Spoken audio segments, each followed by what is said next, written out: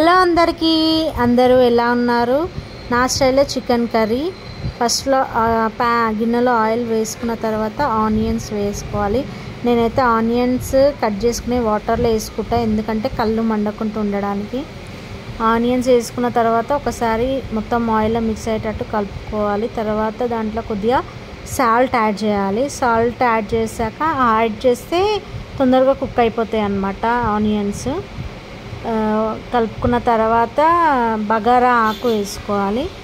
బగారా ఆకు వేసుకుంటే ఆ స్మెల్ మనకి చాలా బాగా వస్తుంది. నేను ఇంకోవైపు రైస్ కుక్కర్లో పెట్టేశాను అనమాట. అది కూడా ఉడికిపోతుంది, అయిపోతుంది కూడా. తర్వాత దీంట్లో పసుపు యాడ్ చేయాలి. పసుపు తర్వాత కొద్దిగంత అల్లం వెల్లిగడ్డ పేస్ట్ కూడా యాడ్ చేయాలి.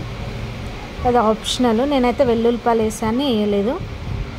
చికెన్ కడిగి వేసాను. ఇందులో వేసాక బాగా కలుపుకోవాలి. కలుపుకున్న తర్వాత కొన్ని కూడా యాడ్ చేయాలి.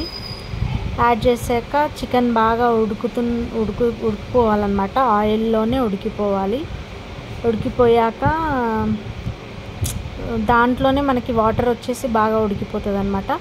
ముక్క బాగా ఫ్రై అయ్యాక కారం యాడ్ చేసుకోవాలి. కారం యాడ్ చేసుకున్న తర్వాత కూడా ఒకసారి కలుపుకొని కొన్ని వాటర్ అనేది మనం దాంట్లో యాడ్ చేయాలి.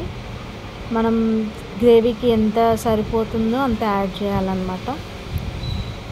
అంటే చాలామంది చికెన్ కర్రీలో అల్లం వెల్లిగడ్డ లేదు, అయిపోయిందని బట్టి టెన్షన్ పడుతూ ఉంటారు. అలా ఏం లేకుండా వెల్లుల్లిపాయ అప్పటికప్పుడు దంచేసుకున్న టేస్ట్ బాగా ఉంటుంది.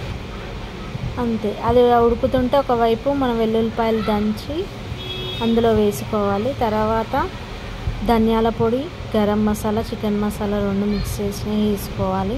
కొత్తిమీర వేసుకోవాలి. వేసుకొని ఒక 2 మినిట్స్ కలుపుకున్న తర్వాత